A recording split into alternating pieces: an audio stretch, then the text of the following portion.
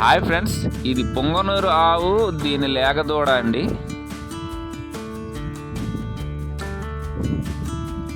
ఇది 2 రోజులు అయింది లేగదూడ పుట్టి. మమ్మీతో ఆడుకుంటుంది సరదాగా. దీనికి పుట్టిన ఇక్కడ కనిపిస్తున్న పెద్ద ఆవు, ఆ ఆవుకు పుట్టిన లేగదూడ ఇది. ఆకలి వేస్తున్నట్టుంది లేగదూడకి, పాలైతే తాగుతుంది.